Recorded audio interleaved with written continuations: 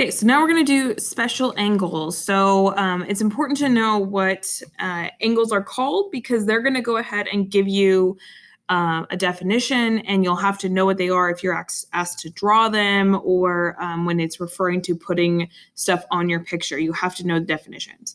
So we have adjacent angles. Those are side-by-side angles that are attached. So if they give you an example here, 1 and 2 are adjacent, but the other ones that, yeah, they are side by side, but they're not connected. They have to be connected.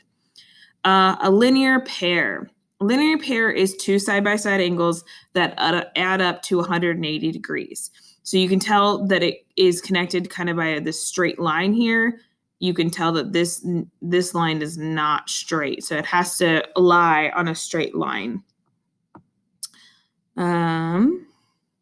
Oh, and they give you an example of some numbers plugged in. So 135 and 45 add up to 180.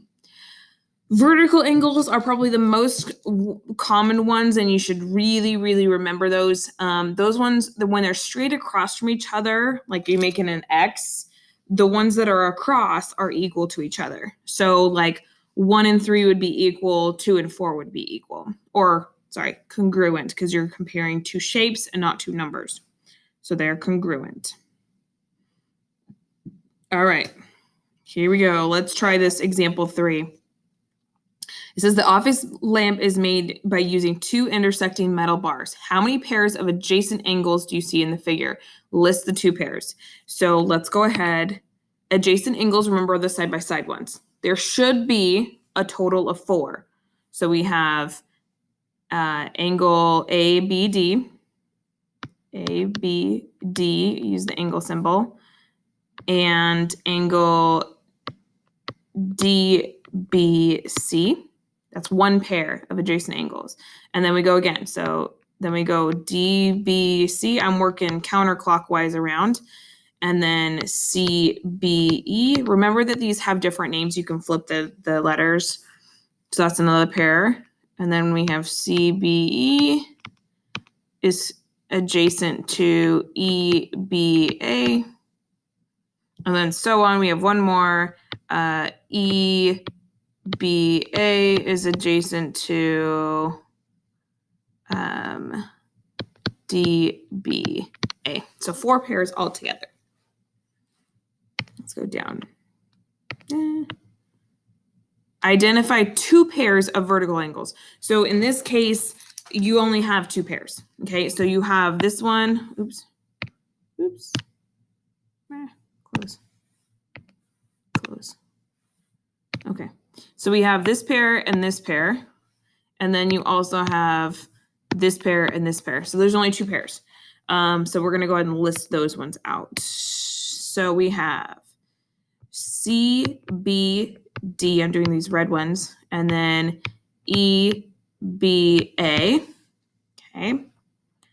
The reason why that they're the same is because you notice that the angle B is the same in the middle too. That kind of helps. CBE, I'm doing the blue ones now. DBA. Good to go. Let's see if there's more on this one. Oh, how many linear pairs do you see in the figure? List each pair. So in this case, the linear pairs would be the exact same as the adjacent angles because they're creating a straight line. So I'm just gonna write same as part A. Will it always be like that? No, it won't. Okay, let's go up a little more. It says find the measure of EBC. EBC. Now we know that because EBC is linear pair to the one straight across, these 2 are equal. Since they have 138 filled in, I know that the angle that I need is also 138. Okay, now we do ABE.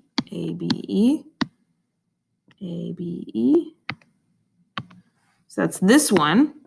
Okay, I know, but because these 2 are linear pairs, that means their totals add up to 180.